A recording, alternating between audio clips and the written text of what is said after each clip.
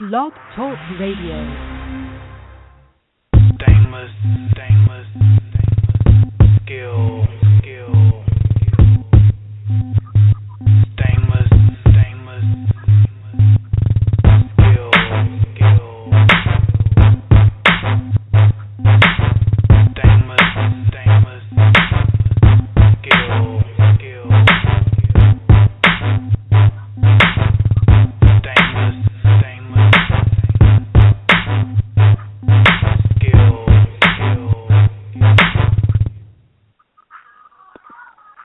Yo, what's good? This is the Inspectah Ant M.Bowden show. M.Bowden, what's going on?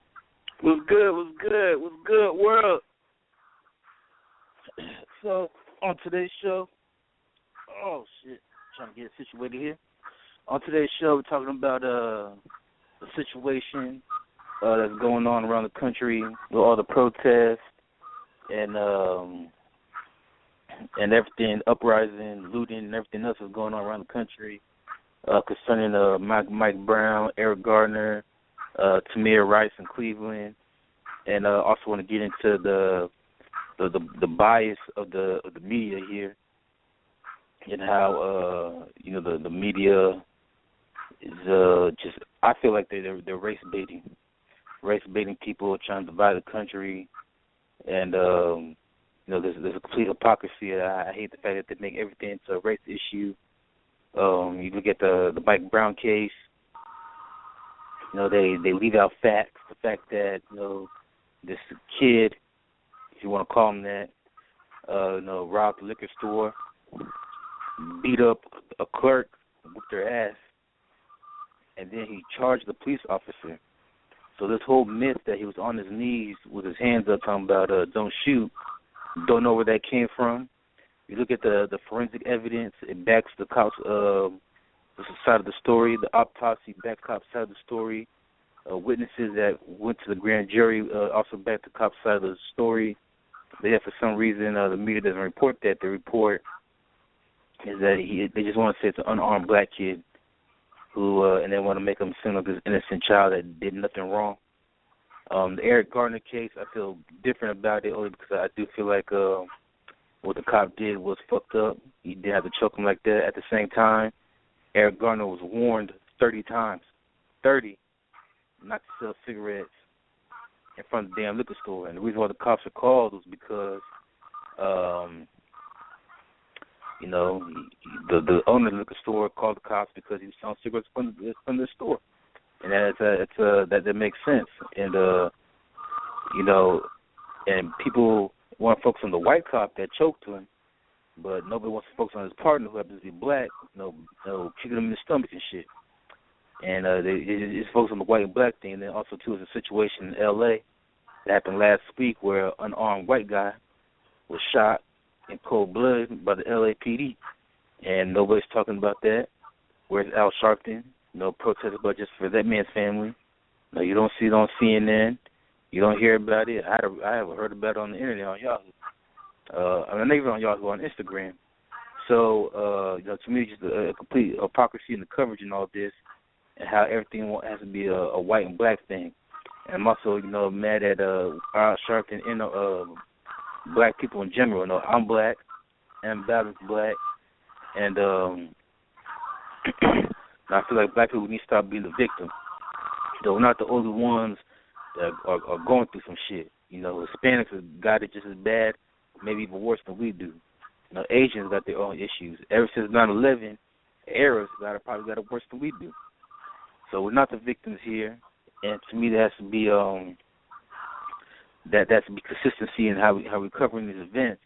And for the people protesting, they're protesting for the wrong things. For Eric Garner, for all you people out there in New York, you want to protest that. Protest the fact that. Protest your government. If your government wasn't taxing cigarettes so goddamn high, where you're charging $15 a pack for some cigarettes, maybe motherfuckers like Aaron Gardner won't be out selling Lucy's.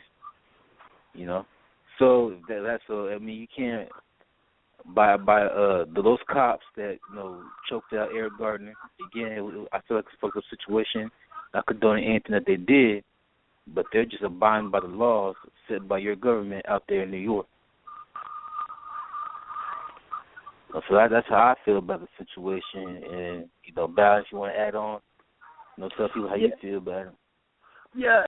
Like I said, before, to me, with the police situation, my mindset is not so much of on race, it's more on procedure.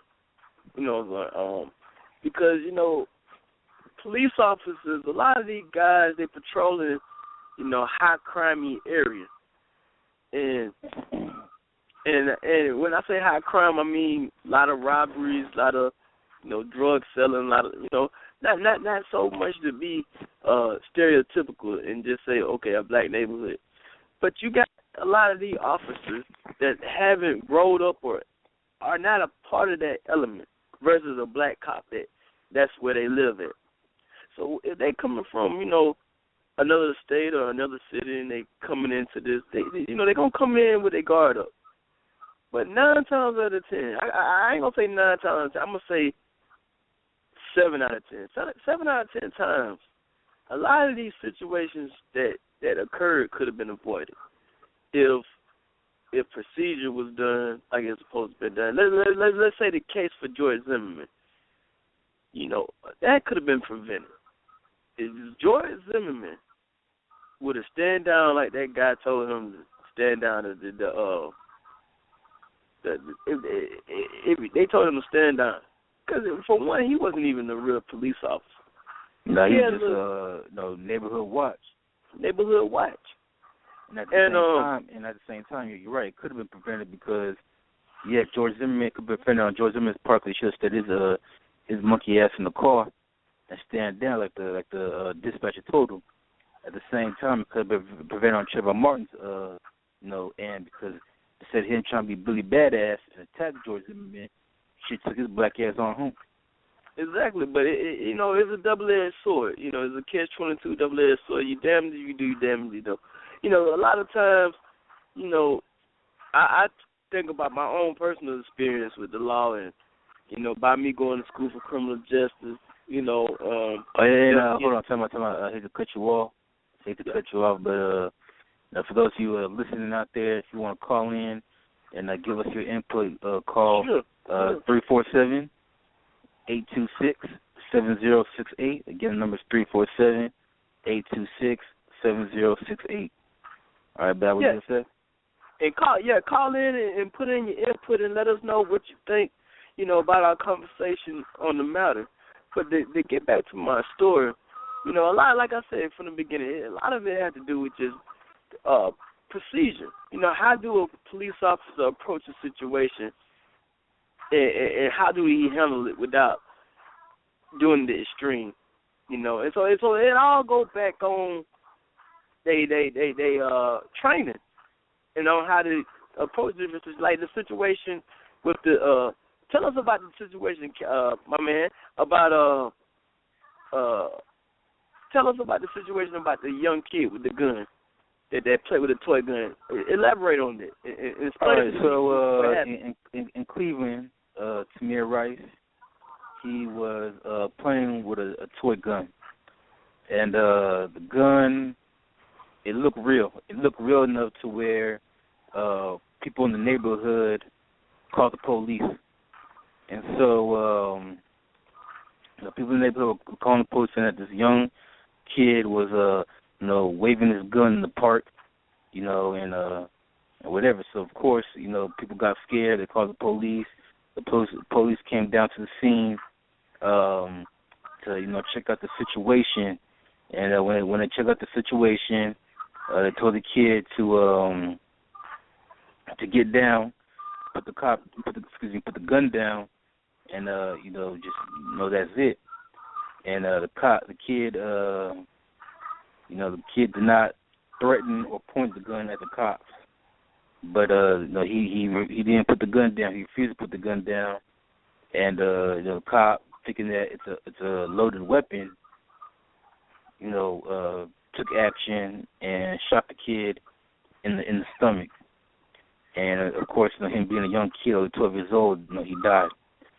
But that situation, a lot of people want justice for him, and they want to protest, went to the cop fight and all that. But again, I was in a situation just 2 months ago where a cop came over to my house, I guess you could say. I opened the door. I got into a situation with my landlord. The landlord's called the cops on me. And they pointed the gun. The cop came, opened the door, and the cop, came and pointed a gun in my face. And he could have shot me. He could have shot me, but luckily he put his weapon down after he saw that I was unarmed. But the key is you got to look at it from the cop's point of view, and that's why I don't. I look at the situation objectively instead of raising hell and protesting. Right. You got to put yourself in the cop's shoes, and that is, you don't know what was told when whoever called 911 called 911. And just like for me, I don't know what was told when my landlords called 911 on me, what they said on the other end for that cop to come into the house armed and ready to shoot. And in this situation, this kid had a even we now know it's a toy gun. But at the time, nobody knew it was a toy.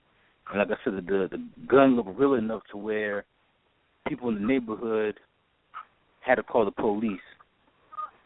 And and so if you're a cop, come into that situation, you think this kid is armed and loaded, and you don't know what the fuck's gonna happen. And right. So the cop did what he felt like was right. He told the kid, and again, the kid only 12 years old, so maybe he didn't understand. But again, when the cop tells you put down your weapon, you gotta put it down. And the kid did not do that, and so the cop felt like he had to do what was right, and that was shoot the kid. Because in that situation, it's either kill or be killed. And so it was a bad situation. It was a sad situation. It's a situation that you don't want to happen to anybody, but at the same time, you understand why it happened. Right. What are some if you was if you had a decision to make, if you had the final say on how police should approach these situations, what would you do? What would you, especially this situation right here where the child got killed, would you advise him to use lethal force or some alternative like a taser gun or anything else? Because that's a child. Is there any other way that situation could have been diffused? Yeah, because that's hard to tell because again, you use a taser. With taser, don't you got to be close up to shoot the taser? So in that situation, it's hard to say. What exactly would you do? Because in this situation, what you think? Okay, this kid has a loaded weapon. I don't want to get too close because he can blow my fucking brains out.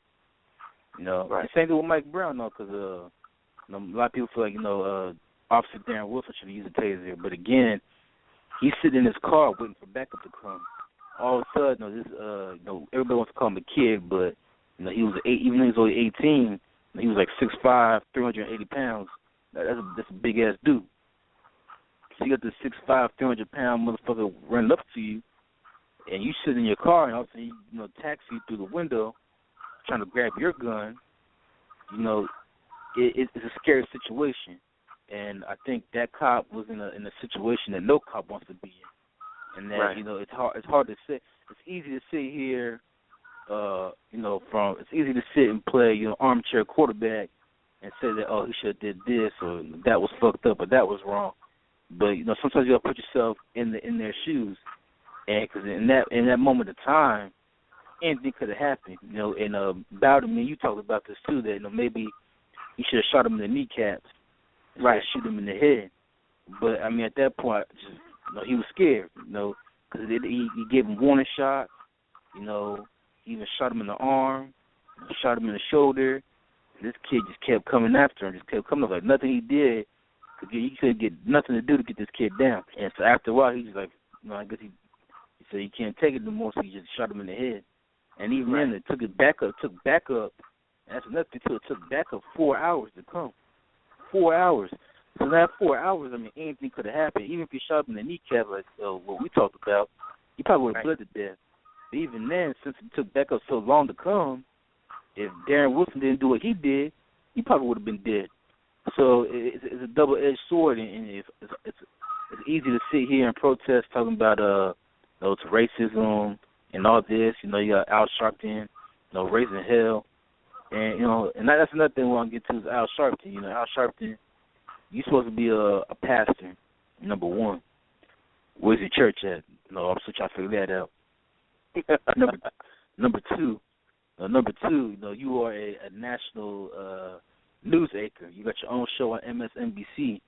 As a news anchor, you're supposed to be objective. You ain't supposed to be making somebody else's problem your problem by getting involved with these families. And number three is the complete hypocrisy on your part. You want to get everybody riled up and make this a black and white thing. But like I mentioned to you last week, there was a shooting in LAPD where a white cop killed a white guy. Where's Al Sharpton for that?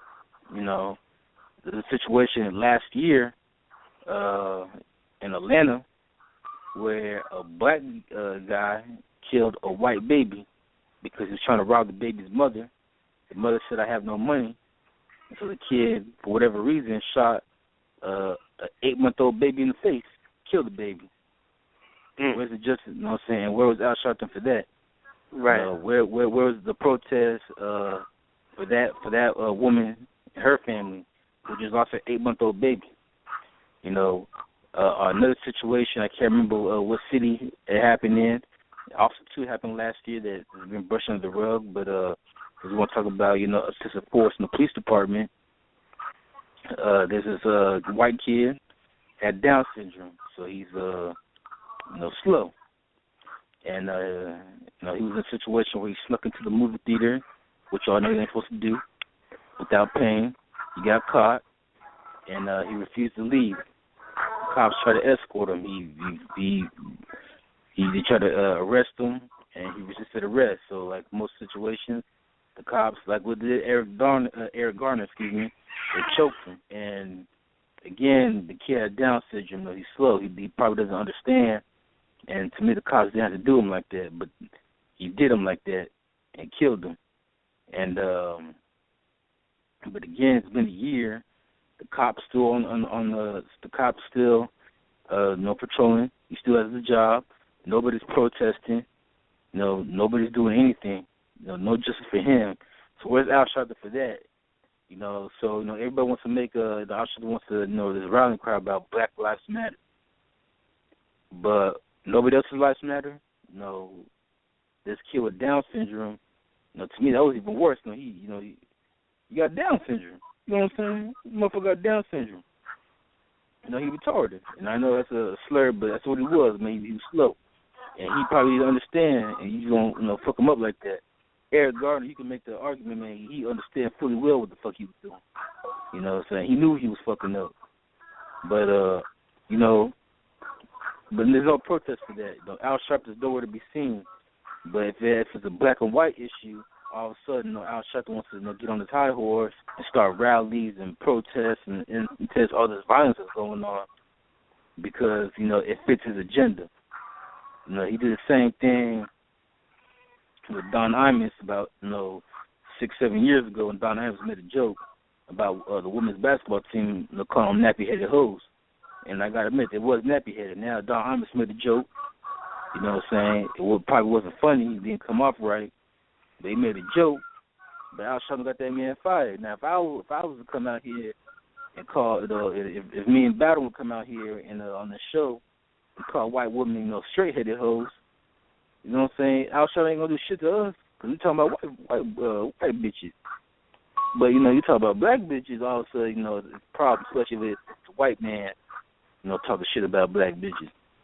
So it's just a double standard by Al Sharpton. He's just enticing, and also too, the mayor of New York making the situations even worse because, he's talking about Black Lives Matter and he's criticizing the cops. And it's gotten so bad in New York that the cops don't want nothing to do with the mayor. If there's a funeral for a cop, they don't even want the mayor to show up. They at this point they're like, "Fuck you" to the mayor of New York. So it's a bad situation all the way around, and and I think a lot of that has to do with the media. The media Not just Al Sharpton, just the media. Don't matter if white, black, whatever. You turn on any TV, MSNBC, CNN, Fox News, they're enticing because instead of them, reporting what's going on, reporting facts, they're so quick. Instead of just saying that a cop killed a person, they're so quick to point out it was a white cop killed an African American. That's not necessary. No, you should report the fucking news. We don't need to know the color of the race. The color is irrelevant of the person or the victim or of the suspect. We don't need to know. Just report the facts. And that's what's dividing this country. Here it is. Damn near 2015, and we still having race wars in this country. Shame. My thoughts on the matter is that instead of getting out here rioting, I believe we need to go register and vote. That way your power is imposed. If you want to get these rogue officers and commissioners off the ballot, you need to go vote. And I say that to all Americans. That's your citizen right, your citizenship right. That's what you know what I'm saying, as a citizen, that's your right as a citizen to vote if you are qualified to vote. And if you ain't qualified to vote, do something positive, man. Don't be tearing up your own communities. That's crazy. You want to uplift instead of tear down. Mentorship is very positive. That's a very empowering thing to do, is uplift these youth and show them the right direction. Because you know how it felt to be down and out there. And if you have a little star power, you need to uplift and show these jokers the right way. I ain't going to call them jokers. I'm going to call them positive young men. Because everybody have a spark in them. They could do positive things in life. Everybody got that. They just need that role model. Just imagine if Michael Brown had a good role model, a good positive role model. I don't think he would be robbed no store. I don't think and I'm glad you mentioned that, because where the fuck was his parents at? His mama got a criminal record. His daddy got a criminal record. His parents wanted nothing to do with him. That's why he was raised by his grandmother. Mom ain't got shit to do with his life. Now all of a sudden, his son dies. It's tragic, yeah. But here they are exploiting their son and trying to make money off of him. Selling T-shirts and shit, talking about hands up, don't shoot. Selling T-shirts with Michael Brown's face in them. But when that kid was alive, Mom and Daddy wanted nothing to do with the kid. And to me, that's fucked up. Well, my take on it is that, God don't make no mistakes. Sometimes, we create our own heaven and hell. I believe that you reap what you sow. And today it's not 1960, people. Folks, it's not 1960. I mean, the media, to me personally, the media coverage is so negative that any little thing that they come out with, they're gonna run with it. But come on, folks, this is 2015. I mean, we got good music out here. We got blacks in country music right now. We got black guy in country music. Look them up, Cali. We got black country singers now. We got black men in black country. Shit, you got black Republicans now in high elected office. Utah just elected the first black congresswoman in the state's history. That's what I'm talking about. It's a lot of positives. Let's dwell on the positivity of life instead of dwelling on the negative. Yes, it's a tragedy. It's a tragedy that, young men got killed. But don't the sun rise in the morning? Don't life still keep going on? Don't you still have to live 7 days out the week? Let's get this stuff behind us, folks, and move forward in life. And stop tearing up your community. Uplift your community. That's one thing I never got, man. Is why, because if you feel like something was wrong, why would you tear up your own neighborhood? Why would you fuck up your own neighborhood? That shit don't make no sense to me, because it's kind of like they're gonna raise taxes now because they gotta rebuild that city somehow. And not only that, but if I'm starting a business, why the fuck I want to go over there if you're gonna burn my shit down? So certain things, man, just don't make no sense. It's just one of them things, man. It's just one of them things. But things gonna get better. Things gonna get better before they get worse. And I truly believe you had to, have your cup half full and half empty. People, y'all, we all black, white, Puerto Rican, Hispanic, Mexican, however you stand, Native Americans, all of us need to come together because at the end of the day, we all Americans. And I'll never forget when 9/11 happened, how we all came together. We need to get back together, folks. We need to come back together and be at a common bond and a common understanding at the same time we were American. Don't y'all? I'm gonna tell you. Let's talk about what's so American about America is the Dream Team. When Michael Jordan won them championships back to back. When Wayne Gretzky won all his championships. When Bo Jackson played both sports. Y'all remember the 90s. Let's go back there. Because them were good times. We were unified. We were unified. The times when 9/11, we all came together, man. When Super Bowl, we all come together. Basketball, LeBron James when he first got drafted, them were good times. All of us came together. To find the middle ground where we can all come back together again. Gas prices down almost $2.30, folks. Time to live. And I'm gonna, let Cali get my boy get back. Yeah, man. So, it went by quickly. We got we got like 20 seconds left to go in the show. So again, I'm Inspectah Ant. This is M.Bowden, and yep. We are out. We are out all day, but you can check us out tomorrow, every day, Monday through Friday, at 2:30 Pacific, 5:30 Eastern time, and we'll see you tomorrow. Out.